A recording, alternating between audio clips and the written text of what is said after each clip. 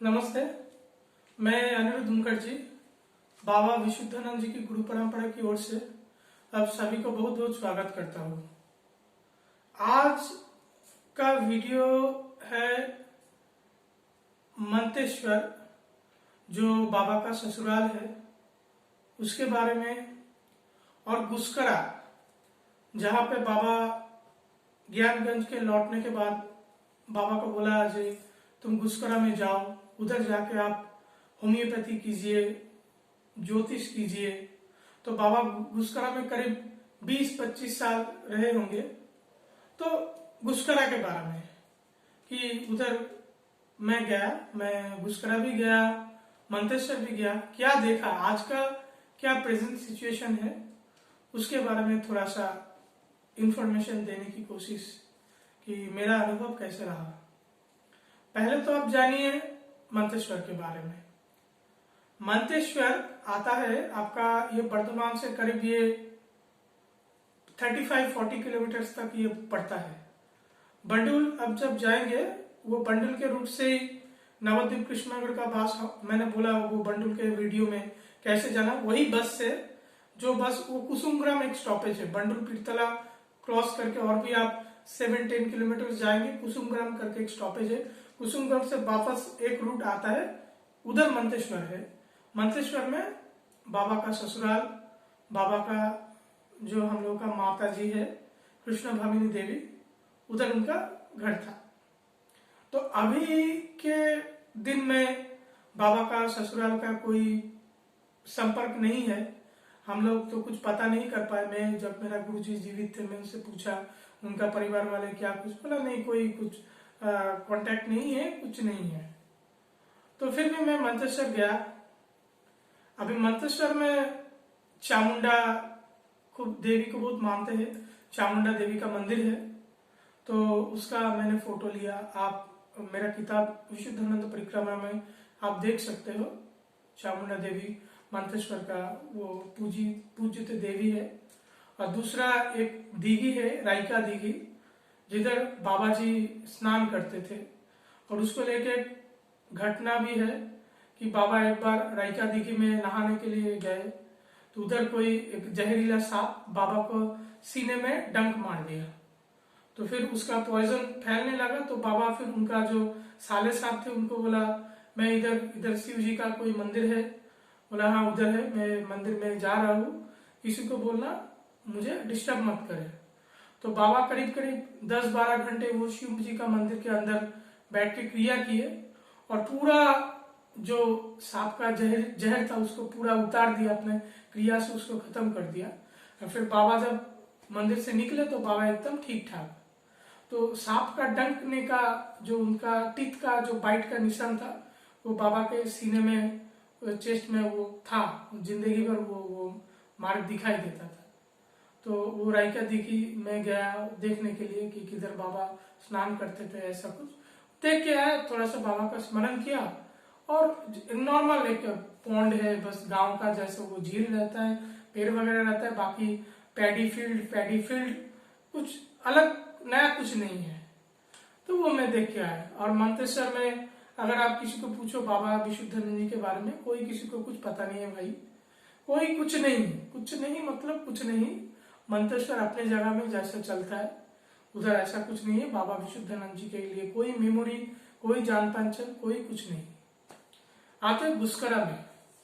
गुस्करा में अब गुस्करा कैसे जाए, देखिए बर्धमान से आपका बोलपुर साइड का ट्रेन आता है। बोलपुर जो शांति निकेतन है, कवि गुरु रविंद्रनाथ टैगोर का उधर पूरा आश्रम, विश्व भारती यूनिवर्सिटी, आपको पता रहेगा, वो नियरेस्ट वो रूट में वो आता है बोलपुर जाने के। तो बोलपुर जाने का 2-3 स्टेशन पहले है गुस्करा स्टेशन, ठीक है। तो गुस्करा में बाबा रहते थे। बाबा का जो लाइफस्टाइल था गुस्करा में ऐसा था कि बाबा कहाँ से शुरू करें, बाबा करीब करीब आप समझ लो 10-11 बजे क्रिया से निकलते थे। 10-11 बजे क्रिया से निकल के फिर बाबा सबको लेके मिठाई देते थे, प्रसाद देते थे, स्नान जल जो होता है भगवान को पूजा का वो सब देते थे, बात करते थे। फिर दोपहर को 11 बजे उनका फिर उसका खाने का वो टाइम फिक्स था, 11 साढ़े 11 बजे वो खाना खाते थे। फिर थोड़ा सा वो दिन भर पर तथ्य कथा, लोगों को बातचीत करने में क्या क्या करके वो सब उनका दिन बीतता था। दिन भर सबका जो किसी का कुछ चाहिए, कोई के कुछ आध्यात्मिक सवाल है, कोई किसी का व्यस्त का कुछ है, नहीं तो फिर होम्योपैथी प्रैक्टिस जो है, बाबा होम्योपैथी प्रैक्टिस जब करते थे कैसा था, वो कोई रोगी आता था फिर उनका वो ज्योतिष से देख लेते थे इनका लाइफ कैसा है, आयु है कि नहीं है। जिसका आयु है बाबा उनको ही वो दवाई देते थे और पूरा उसका 100% सक्सेस रेट था। तो इसलिए क्या बाबा का बहुत उसका होम्योपैथी में नाम था और पैसा भी आता था। बाबा वो दोपहर को पूरा वो चीज चलता था। शाम को 4 बज गए तो फिर बाबा जो उनका जो यज्ञोपवीत हो तो वो काम में डालते थे। उसका मतलब वो अभी लैट्रिन के लिए जाएंगे, दिन में एक बार ही वो लैट्रिन जाते थे टॉयलेट। तो फिर वो 4:30 बजे वो करके फिर नहा के फिर वो धुना वुना धूप वगैरह दे के फिर वो क्रिया में बैठते थे। तो क्रिया में बैठ के फिर 8 साढ़े 8 बजे वो निकलते थे और थोड़ा सा वो कचौड़ी और थोड़ा सा वो पूरी कह सकते हो, थोड़ा सा तरकारी वरकारी थोड़ा 3-4 छोटा छोटा करके लेके फिर वो 9 साढ़े 9 बजे सो जाते थे और 12 बजे उठ जाते थे। 12 साढ़े 12 बजे करके उठ के फिर रात भर उनका क्रिया चलता, फिर सुबह को क्रिया चलता, फिर सुबह वो निकलते थे। तो वो डेली शेड्यूल वो उनका गुस्करा में वो चला। और गुस्करा में वो इतना वो तप क्रिया किया। आप ज्ञान ज्ञान चिट्ठी में भी आप देखोगे कि बाबा का कितना प्रशंसा किया गया कि आप गृहस्थ होकर भी कैसा योगी हो, कैसा भोगी हो, कैसा सबको भृगुराम परमहंस ज्ञानगंज के बाकी संतों को भी दिखाया कि देखो विशुद्धानंद का तपस्या कैसा है, एक दिन के लिए भी कुछ नहीं। और ये एक सीखने लायक और एक बात है, बाबा का कभी अगर तबीयत खराब होता था फिर भी बाबा उनका साधना कभी नहीं छूटा। ये आप अपने दिल में बिठा लीजिए, ये बहुत बड़ी सीख है। तबीयत खराब होता है इंसान का शरीर कुछ होता है कि दूसरों का कुछ रोग वोग खींच लिया, बाबा का तबीयत खराब होता है, तबीयत खराब हो गए फिर भी उसको लेकर भी साधना में बैठने का, तो वो बाबा का वो था, वो सीखने लायक है। तो जहाँ पे 20-25 साल बाबा गुजरे और गुस्करा में और एक कहानी है कि बाबा का के रात को हुआ कि डिसाइपल को लेकर बाबा बोला सत्संग के पास कोई संत आया है उनको मिलने के लिए। तो वो पैडी फील्ड से वो जा रहे तो हैरिकन का जो लाइट था वो बुझ गया। तो बुझ गया तो बाबा एक बार उधर वो लाइट वो हैरिकन की तरफ देखे और आग जल गया। फिर उधर वो गए तो वो उधर जो था उसका नाम शायद गलत हो सकता है, शायद धवलानंद जी थे। वो श्यामानंद परमहंस जो वो ज्ञानगंज में सूर्य विज्ञान की शिक्षा देते थे उनका डिसिपल वो आया हुआ था। तो बाबा उनके लिए थोड़ा सा फल वगैरह लेके गए और उन्होंने मुस्कुराते हुए बोला जब तक ये खाना पीना तो कुछ नहीं, जब तक चंद्र सूर्य है हमको एक दाना भी नहीं लेना है। तो उनका योग क्रिया से उनका फिर शरीर का पुष्टि होता है, साधना चलता है, सिद्ध चलता है। तो एक घटना उधर है। और बाकी रात को बाबा शमशान में महानिशा क्रिया करने के लिए भी जाते थे। गांव का कुछ लड़का बाबा के पीछे पड़ गया, बाबा आने को मना किया तो वो लोग भी फिर कोई अंधकार में गिर गया, खाई में पड़ गया, ऐसा वैसा कुछ था। तो बाबा का ये कैसा था, बाबा ने गुस्करा में रहने उनका जो तपस्या का वो पूरा जोर था वो पूरा गुस्करा में वो चलता था। और उसका अच्छा आपको विवरण मिलेगा विशुद्धानंद प्रसंग में, जो उपेंद्र नाथ वो राय चौधरी है उनके विवरण में उसका अच्छा आपको वो मिलेगा, बाबा का गुस्करा का जीवन कैसा था। बीच बीच में कभी वर्धमान में आते रहते थे तो उसका वो कुछ नहीं। तो गुस्करा ऐसा एक इम्पोर्टेंट प्लेस है। बाबा उधर जो चौंगदार फैमिली है, चौंगदार परिवार का वो उसका कासारी बाड़ी था, उधर बाबा वो रहते थे उधर। ठीक है, तो मैं गुस्करा गया बहुत साल पहले और मैं गुस्करा में जाके देखे बाबा विशुद्धानंद जी का ऐसा स्थान। मैं गुस्करा से स्टेशन में मैं उतरा, उधर पहला नंबर प्लेटफॉर्म से मैं निकल के बाहर वालों को पूछा इधर विशुद्धानंद जी का क्या है, कोई कुछ नहीं बोल पाया। विशुद्धानंद जी को उधर कोई नहीं जानता, कुछ नहीं जानता। मैं बोला ये तो समस्या हो गई, फिर वो कैसे चलेगा। इधर उधर घुमा, लोगों को पूछा विशुद्धानंद जी का कोई कुछ नहीं है भाई। तो मेरे दिमाग में फिर आया वो बाबा का जो गुस्करा का जो जमींदार था, लैंडलॉर्ड था उधर, चौंगदार फैमिली। तो चौंगदार फैमिली को शायद कोई लोग जानते थे, चौंगदार फैमिली के पास जाएंगे तो फिर बाबा विशुद्धानंद जी का जो कुछ भी हो हमको पता चलेगा। तो मैं उन लोगों तो पूछा, लोगों से इधर चौंगदार फैमिली क्या रहता है। तो चलो उधर लोगों ने बता दिया चौंगदार फैमिली का उधर वो मकान है। तो अभी जमींदार तो तब के थे, अभी जमींदार तो क्या है, आम आदमी है, नाम के बस जमींदार क्यों रह गए तो मुझे उतना पता नहीं। साधारण से मुझे देखने को तो साधारण से ही लगा वो लोग का घर परिवार। मैं वो ढूंढते ढूंढते किसी चौकीदार फैमिली उसके पास गया, उधर उधर घर में बैठ के फिर उधर में बाबा विशुद्धानंद जी का छवि भी देखा, फोटो देखा, मुझे अच्छा लगा, चलो पहचान वाले के आज कोई आता है।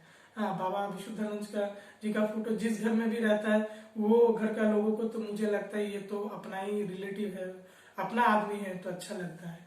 तो फिर उधर में बुजुर्ग आदमी थे कोई उनका फैमिली का, उन्होंने अपना वो फिर लिंक बताया, मुझे याद नहीं। मैं बोला बाबा विशुद्धानंद जी का वो जो कासारी बाड़ी किया रहता था, वो कादर किया रहता था, उन्होंने उसका कोई वो जो पौंड जिसमें बाबा जी रात को जाके नहाते थे, शमशान में किया करते थे, वो थोड़ा थोड़ा मुझे कुछ बता दिया। और जो काछड़ी बाड़ी था, काछड़ी बाड़ी तो अभी कुछ नहीं है, काछड़ी बाड़ी का उसका कोई नामो निशान नहीं है, वो पूरा खत्म हो गया। उधर दूसरा लोगों का कुछ मकान वकान बन गया। काछड़ी बाड़ी जिधर बाबा रहते थे उसका कोई ट्रेस नहीं है। बाबा विशुद्धानंद जी को गुस्करा में कोई नहीं जानता, गुस्करा में बाबा जी का कुछ नहीं है।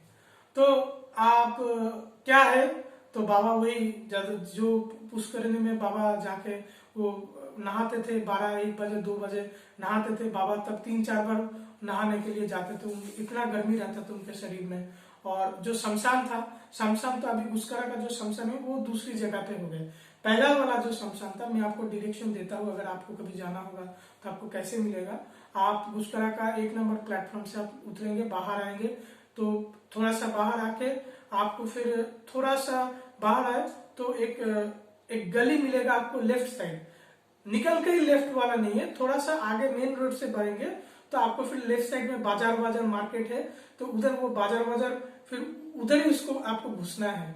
और पूरा आप सीधा जाएंगे एकदम आखिर तक, तब जाके एक आपको पॉन्ड मिलेगा और उसको आपको पैडी फील्ड भी मिलेगा।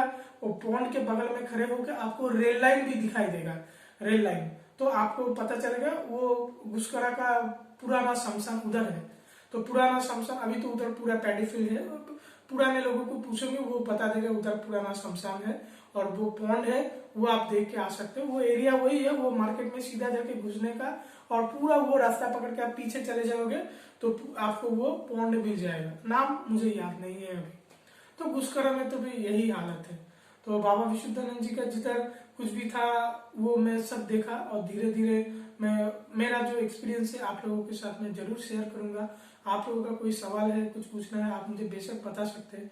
बहुत दिन से वीडियो कुछ पोस्ट में नहीं कर पाया, उतना टाइम भी नहीं मिलता है, मेरा खुद का भी जिम्मेदारी है, अपना काम रहता है। फिर भी जितना बाबा का ही सब आदमी जितना मेरे से सेवा बन पड़ता है वो अपने टाइम निकाल के मैं थोड़ा बहुत करता हूँ।